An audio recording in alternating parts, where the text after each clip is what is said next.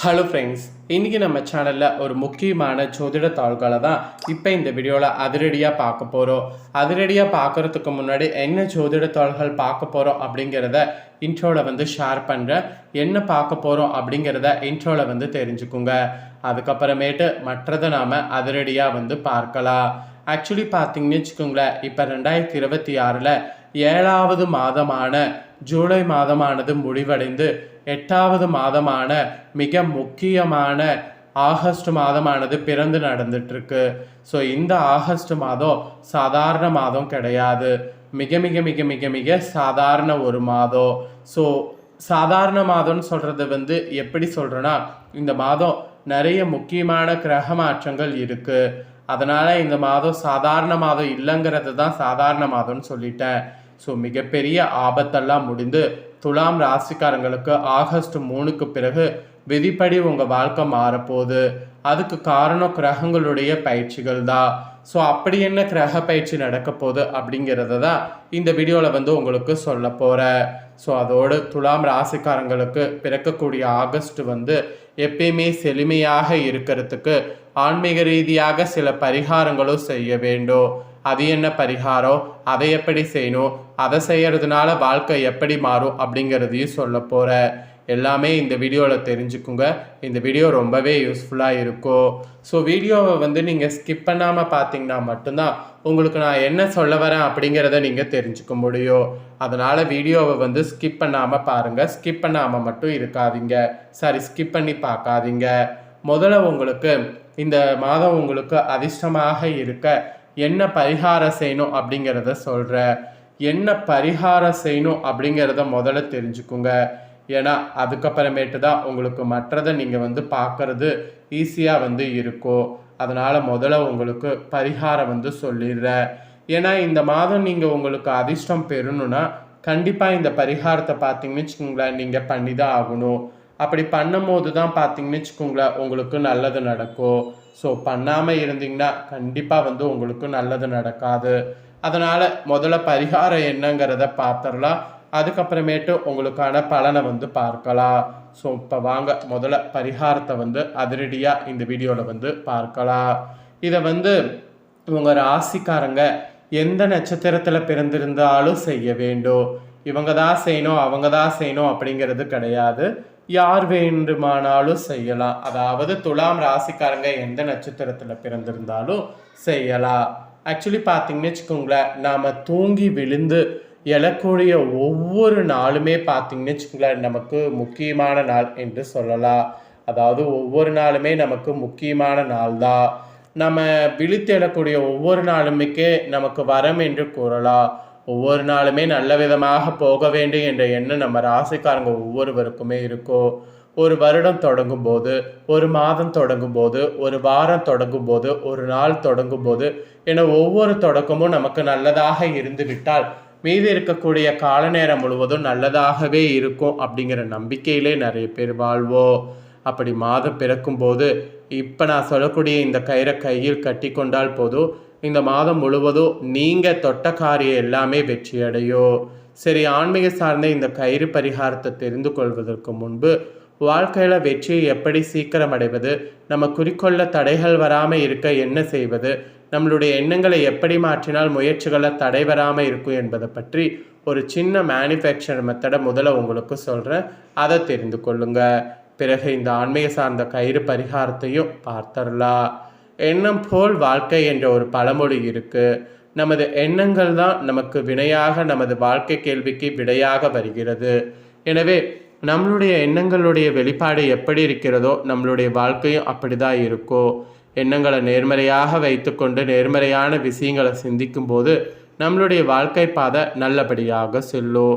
உதாரணத்திற்கு காலை எழுந்தவுடன் அவசரமாக வீட்டு வேலைகளை செய்யும் போது தாமதமாகி விடுமோ, முடிக்க முடியுமோ, அல்லது டிராஃபிக்கில் சிக்காமல் வண்டி ஓட்டிக்கொண்டு நேரத்திற்கு அலுவலகம் செல்ல வேண்டும் என்றெல்லாம் எண்ணம் நமது மனதில் இருக்கோ, டிராஃபிக்கில் சிக்கிக்கொள்ளக்கூடாது என்ற எண்ணம் நம்ம ஆழ்மனதிற்குள் இருக்குமோ தவிர டிராஃபிக் இல்லாமல் சென்றடைய வேண்டிய இடத்தை சரியான நேரத்தில் சென்றடைவோம் என்ற நம்பிக்கை நமக்கு குறைவாக இருக்கும்.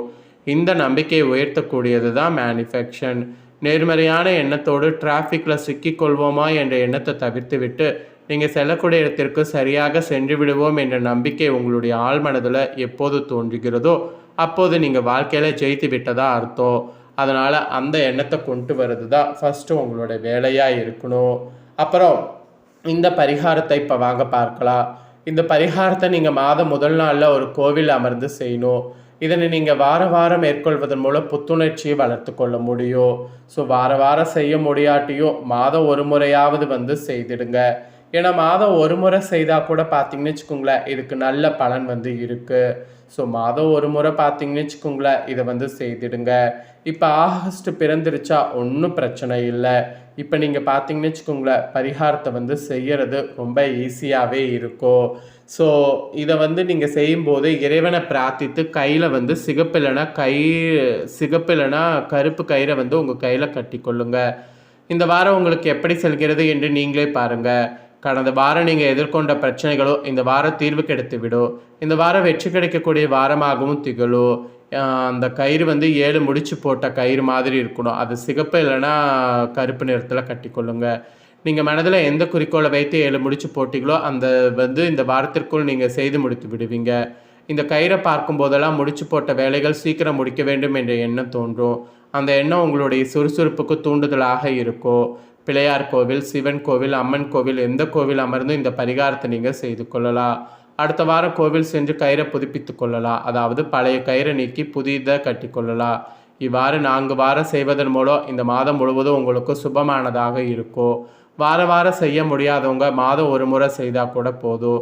இது ஒரு சின்ன நம்பிக்கை தரக்கூடிய பரிகாரம். நம்பிக்கை இருந்தால் முயற்சி செய்து பாருங்கள், நல்லதே நடக்கும். ஆனால் நம்பிக்கை இல்லாமல் செய்திங்கன்னா கண்டிப்பாக பலிக்காது. அதனால் நம்பிக்கையோடு செய்து பலன் பெறுங்க. இவ்வளோ நேரம் ஆன்மீகம் பரிகாரத்தை வந்து பார்த்தோம். இப்போ உங்களுக்கான பலனை பார்க்க போகிறோம். ஸோ உங்களுக்கு என்ன பலன் கிடைக்கும் அப்படிங்கிறத இப்போ உங்களோட ராசி நட்சத்திரத்துக்கு ஏற்பவே ஷேர் பண்ண போகிறேன். ஸோ என்ன பலன் அப்படிங்கிறத தெரிஞ்சுக்குங்க.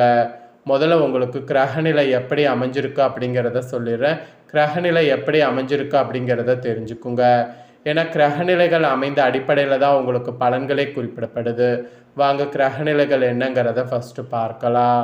ஸோ துலாம் ராசிக்காரங்க சித்திரம் 3 பாதம் முதல் சுவாதி விசாகம் 3ஆம் பாதம் வரையும் இருக்கக்கூடிய நட்சத்திரக்காரங்களுக்கு நான் சொல்லக்கூடிய கணிப்பு கரெக்டாக இருக்கும்.